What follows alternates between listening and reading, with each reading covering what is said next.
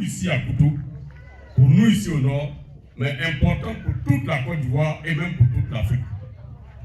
Vous savez, le péché, je dirais même le péché mignon des Africains, surtout des Ivoiriens, c'est qu'ils ont peur de l'inconnu. Les Ivoiriens ont peur de l'inconnu. Ils ont peur d'essayer. Voici un peuple qui a eu des présidents comme Oufoué Boigny. Paix à son âme, après les partis, les choses sont passées comme on le sait. Et dans un régime présidentiel, il est parti, on a eu les guerres de succession. Jusqu'aujourd'hui, c'est ces guerres-là qu'on vit.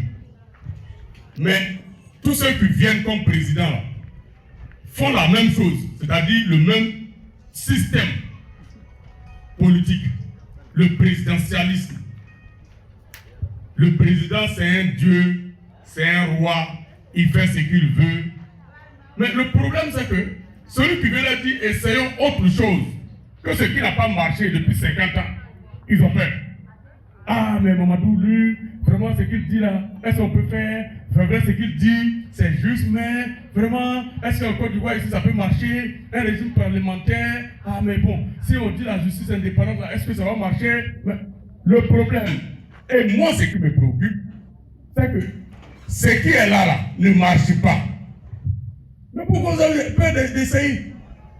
Ah, Mamadou, lui n'a pas l'argent, et puis nous dit de le suivre. Mais ceux qui ont eu l'argent, ils sont venus, et puis ils continuent de voler. Et vous dites, lui n'a pas l'argent, il dit, mais si on a essayé les riches, et puis là, c'est eux qui ont l'argent. Ils ont mangé du temps, les ventes sont gros, ils sont au pouvoir, ils font ce qu'ils veulent, ils viennent. Mais essayons au moins quelqu'un qui n'a pas encore gros ventre. Pourquoi vous avez peur de l'inconnu? Ah, ce qu'il dit là, c'est vrai. Mais vraiment, si on fait là, est-ce qu'on pourra arriver? Est-ce que ça ne sera pas trop compliqué? Ils ont peur qu'on vienne interdire la corruption. Ils ont peur qu'on leur dise de ne plus voler. Ils ont peur qu'on leur dise d'arrêter ce qui n'est pas bon. Voilà le problème de la Côte d'Ivoire. Sinon, qu'est-ce qui ne va pas?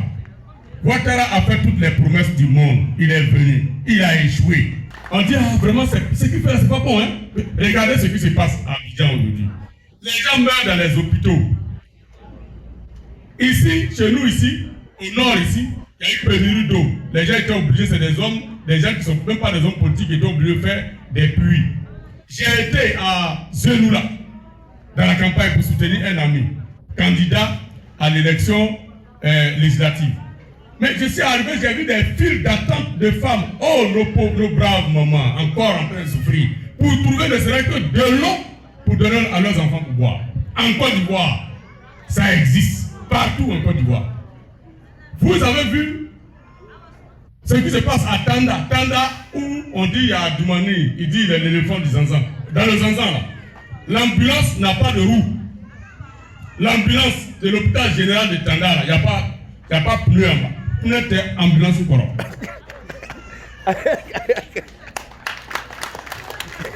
Mais quand la campagne est arrivée, législative là, ils sont allés distribuer de l'argent. Ils sortent l'argent comme ça, ils donnent aux gens. Donc même s'arrête, ils regardent. Hé, il y a une femme ici, viens. 1 million. Toi, tu fais quoi ici? Tiens. Et 100, 300 000, 400 000. Ils ont distribué l'argent. L'hôpital, à l'hôpital, ça ne va pas. Tous les centres de santé de Côte d'Ivoire sont en agonie. Il y a des choux qui sont fermés. Ce qui est ouvert là, les gens meurent dedans, c'est un mouroir. Mais ça ne préoccupe pas les Ivoiriens. Chaque année, le budget de l'État augmente. Maintenant, on dit oui, c'est vrai, ce qu'ils disent là-bas, là, c'est vrai. Mamadou même, on sait hein, que ce qu'ils disent là, c'est vrai. Mais on va faire comment?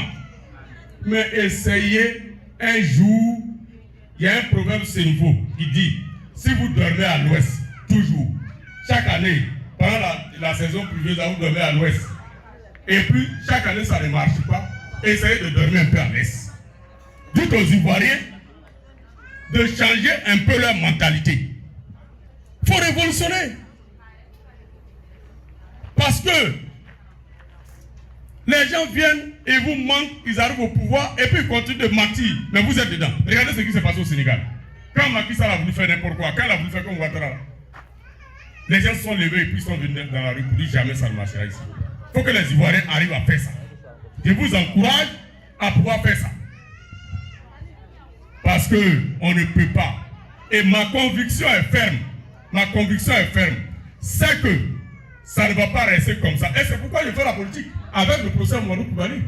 Ça ne peut pas rester comme ça. Parce que si ça reste comme ça, dans 15 ans, 20 ans, on est foutu. Regardez l'éducation. L'éducation, c'est notre sœur qui était ministre de l'Éducation nationale. Le PASEC a dit que la Côte d'Ivoire est dernière. Bon, ils aiment dire avant-dernier, avant. C'est la même chose. Nous sommes les derniers. Mais la ministre là, ils ont fait sa promotion, elle est devenue ministre d'État. Dans votre pays où elle a été 10 ans ministre et puis on est dernier là. On est dernier là. Ils sont venus faire sa promotion, on dit elle est ministre d'État.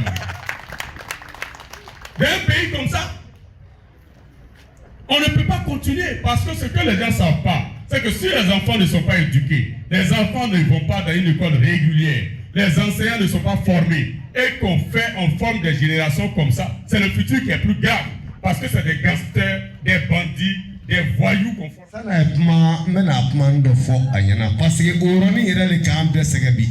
Ça nous fatigue. Ça fait longtemps que nous ne voyons pas le professeur Mamadou Coulibaly sur les réseaux sociaux. On ne le voit plus parler. Donc, nous, on est soucieux. Donc, je voudrais que, avant que le parrain prenne la parole, qu'il nous explique un peu ce qui ne va pas au niveau de Mamadou Coulibaly. Parce que Chamambé, les réseaux sociaux, on le voit dans les journaux, souvent à la télévision, mais on ne voit plus rien. Il faut que le parrain nous explique quelque chose un peu. Merci. J'ai aussi oublié d'être franc avec vous. Pourquoi le professeur Coulibaly ne parle pas? En réalité, nous-mêmes là, on ne sait pas pourquoi il ne parle pas. Mais nous qui sommes avec lui, on peut deviner. Vraiment, je pense, et je le dis pour nous les parents, pour nos parents d'ici, pour vous, pour toute la Côte d'Ivoire et même pour la diaspora. Beaucoup posent la question, oui, le professeur ne parle pas. Mais je voudrais vous rappeler une chose.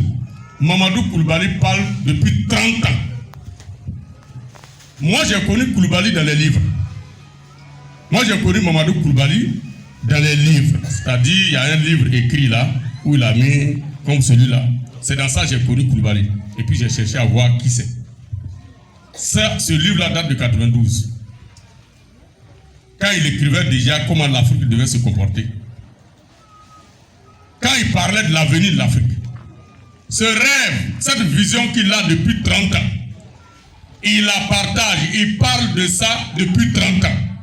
Mais on a l'impression que il parle, mais bon, nous on continue de faire la même chose. Il a parlé non seulement aux Ivoiriens, mais aux Africains. Quand il était au RPI, il y avait beaucoup de discussions, il a dit, moi je suis de droite, mais je suis venu avec vous parce que vous dites que c'est un front.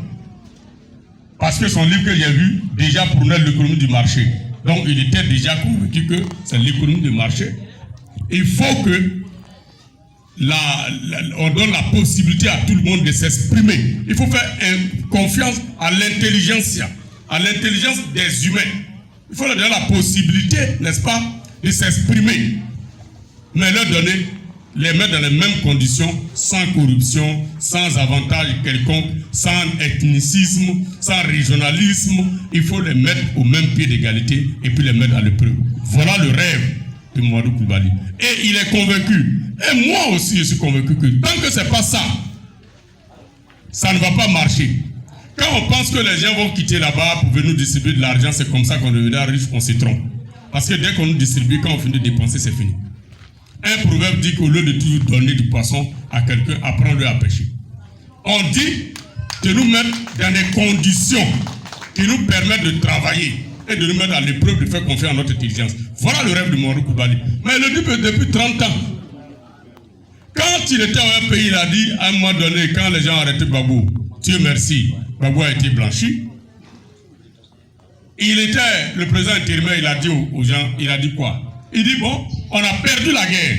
J'étais là ces jours-là. Il dit on a perdu la guerre. Donc, repartons vers les populations, demandons pardon et puis on se met au travail. On dit ah Koulibaly, non, ce qu'il est en train de dire c'est pas bon. Si on dit qu'on a perdu la guerre, Ouattara va rester au pouvoir. C'est un Doula c'est Doula. Et c'est comme ça, ils ont chassé Koulibaly du pays. Quand il leur disait on va tout réformer, même il a même proposé de changer le nom du pays. On dit ah pourquoi il veut tuer Gbagbo? Ah ça c'est l'ADN de Gbagbo. Oh c'est rentré. Mais quand ils sont venus aujourd'hui, ils sont partis aux élections législatives avec EDS. Pourquoi ils n'ont pas l'honnêteté de dire merci à Koulibaly parce qu'ils ont changé de nom? Parce que EDS c'est pas un pays. C'est ce qu'ils voyaient quand ils parlaient aux gens. On dit non, c'est pas Mamadou. Lui, on ne sait pas où il va. Vous avez vu. La Côte d'Ivoire. Quand M. Ouattara arrive au pouvoir, je me rappelle après le début de son premier mandat, en 2014, Mamadou Koulibaly a dit Ouattara veut s'éterniser au pouvoir. Alassane Ouattara là, que je vois, il dit il va modifier la constitution dans son deuxième mandat, donc il veut s'éterniser au pouvoir. On dit ah Koulibaly, lui il voit le malheur partout. Non, Ouattara va faire 2 mandats et puis il va partir. Oui, c'est rentré, c'est sorti. Mamadou Koulibaly là, on ne comprend pas. Est-ce que Ouattara n'est pas là aujourd'hui dans tel fait 3e mandat? On parle de 2014, hein, 2014 Koulibaly a dit ça. Quand Mamadou Koulibaly parle depuis 30 ans, on le traite de théoricien. Quand il parle, on dit à Koulibaly, il veut quoi? Vous vous rappelez?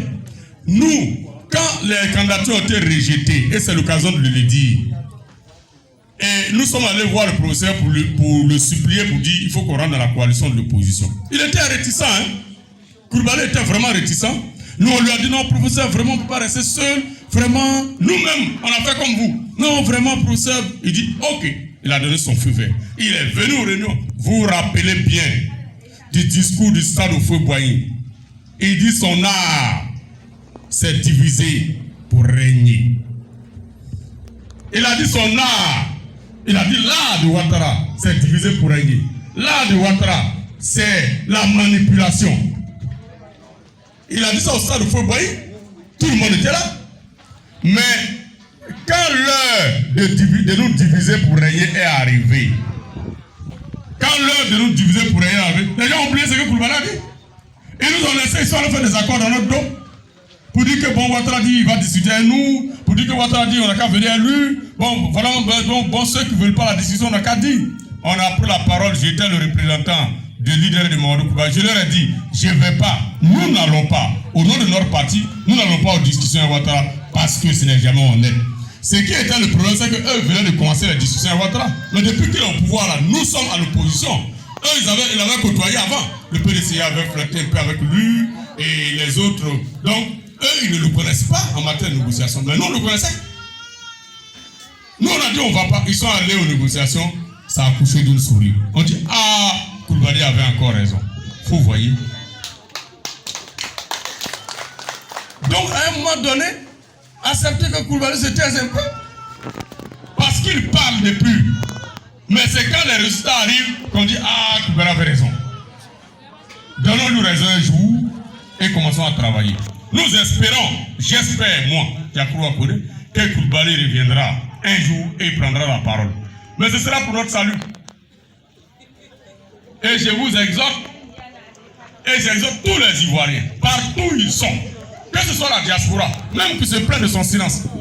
Il a aussi tant que nous parlons au nom de Koulibaly. Et c'est ce que je suis en train de faire. Il faut qu'on rappelle ce qu'il a dit. Vous savez, j'aime bien cette, comment on appelle, vérité, ou bien ce langage du feu Boigny qui disait que Mahomet ni Jésus-Christ n'ont pas écrit, qui se sont les disciples écrits pour eux. À un moment donné, relayons les vérités depuis 30 ans du procès Koulibaly. Et Dieu merci, nous avons la chance qu'il est encore vivant. Inch'Allah, il va revenir un jour. Et au lieu de dire encore Koulibaly était théoricien, j'espère qu'ensemble, nous allons l'applaudir.